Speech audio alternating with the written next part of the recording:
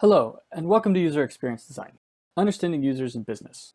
In Section 3, User Hypothesis, we're going to explore a few topics. We're going to start with defining a user problem. We're then going to define our user problem through writing a user hypothesis. And this will lead us into understanding and being able to practice a user point of view.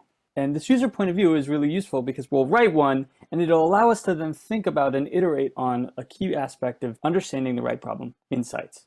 So let's get started. Defining user problems, getting specific about which are user problems and are not. What you'll learn today is we're going to do a basic overview of the topic. We're going to discuss what are user problems, how we use human-centered problem finding, and where business problem definition and user problem definition gets involved, and then we're going to keep getting excited about our journey.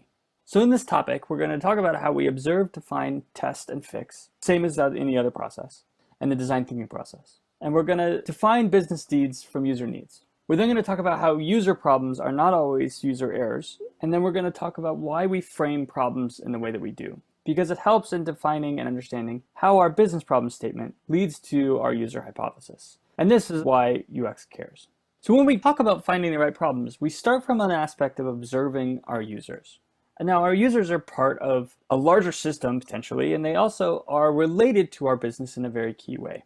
And by observing them and observing what our business is doing to serve them, we can then start defining what are the goals of a business and what are the goals of a user. And then we can fix and test these issues.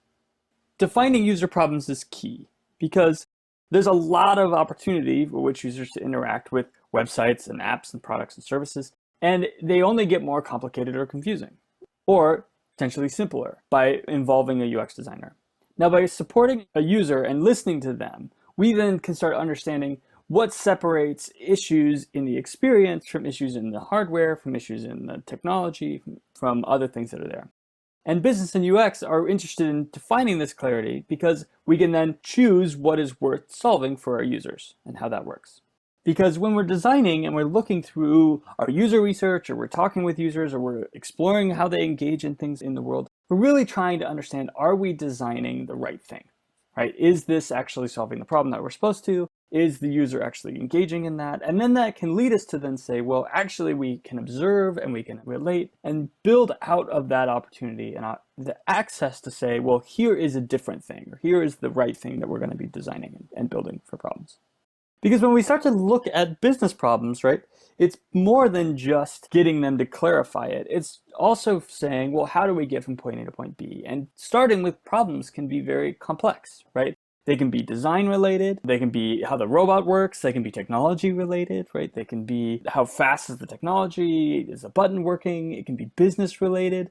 And that is associated around its connection, its people, its communications. But it also can be associated around how people are educated or learn how to use said technology or output that's there. It doesn't always have to be a maze, but we can figure out that when we talk about what is a user problem, we can start to separate what is actually a user problem from a user error. And a user problem is usually expressed in a larger context. I couldn't get from point A to point B. And part of the issue in that is building up on an output of understanding where your user is doing stuff and where things actually occur. Now, multiple issues can come across in a larger experience. But if we look at what is typically known as a user error, this is associated around the complex system or the specificity of a interface. User cannot log in, user cannot click the button in the right way, or the computer system and how a user is interacting it becomes an error in the association of what we think that user was supposed to accomplish. And it's nuanced, but the difference between a user problem, I need to get to the grocery store and buy more things, is bigger than the buy button on a user interface. But they are linked. So like by relating how these things interact, we can then build on them.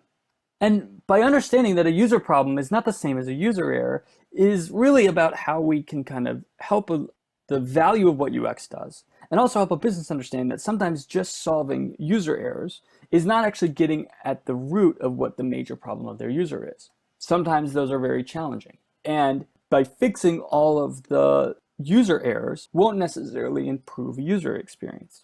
But it's not one or the other. It's not you don't solve user errors. You want to do them in concert, but you want to make sure that the user errors that you're fixing are associated with the user need and the output that is there. And this is the crossover between what a business is trying to solve. They might look at errors in their interface and say, this is exactly what we need to fix, A, B, and C. But without understanding what your user needs to do with those error states, you could be chasing your tail or not having it build that true value that UX can do. Now, solving errors can really be about getting at the root of the problem. And when we look at many companies, they want to try and hold a bank. Like, here is a series of typical user problems that occur at IBM, right? Many of these are handled by people on the phone, or they're like a checklist of like, make sure that you have cookie support in your browser, make sure that you enabled HTTP, like all these things that usually require some level of output, but occur over and over again. What we do on a computer is limited, but they get more complicated, and more times there's an opportunity at which to say, is this an education problem, or is it an output of how the user interacts with the system? If they're educated and they know what they're supposed to do, if they're following the rules the right way, errors like some of these go away, right? They haven't turned off their cookies, they haven't missed the URL in their access, and they haven't done some other things. And these typical outputs then help people problem shoot faster. Is it A or is it B, right? And we can kind of relate that. When we talk about validating or understanding the larger context of a problem, it's really about framing that problem. And framing problems is really about solution finding. If you only see it as a simple output of, let's say, you hear a user say the elevator is too slow, for example. Well, you could say, make the elevator faster, right? This may include installing new lifts, upgrading the motors, improving the algorithm, but all those things may potentially cost money or are too hard to do inside of a small space. And the solution may not be about actually the speed of the elevator, but the experience that the user is doing while they're waiting. So reframing that to the wait is annoying might equal something more like make the wait feel shorter. That might be mirrors, music, install hand sanitizer, whatever. There's tons and tons of opportunities there. Now, by framing the problem, you hear users say a certain thing, but you actually are trying to get at the root of what that actually means. It's not actually associated around the actual speed of the elevator. It may be more contextual to what they're feeling and what they're doing. Now, there's plenty of examples. This is just one that we're out. When we talk about framing the right problem for our users, it really starts to go back to this idea of empathy for our users. And we need to uncover that through what they need. Now, a business can be sensitive to identifying needs because sometimes it hurts their feelings, right? Your product isn't working. I can't do this. I'm having errors. I don't like it. It's here, that's there. But like the Louis C.K., the famous comedian, says, when a person tells you that you hurt them, you don't get to decide that you didn't. If a user tells you that your product is no good, you don't get to say, well, you didn't learn it right. Like, a business needs to learn to say, you're right. Or, okay, we're listening to you, we're trying to address what those needs are, and we're trying to get behind why you would tell me that you don't like that button color, or whatever that is. Now, it's much more complicated than that at times, and products, like people, you have to get inside. You have to understand what they're doing. And we've started to do this in section 2 by relating what a business needs through a problem statement, right? Building on a framework so that everyone's on the same page. And what we're going to do in the next videos, we're going to continue to build on how we use something very similar like this inside a user problem. So let's get excited for continuing our journey, and we'll improve not only just our user side, but how it relates to our business side. Because when we care about our users and our businesses, we want to solve those problems the right way. And that's what we're going to be getting started on.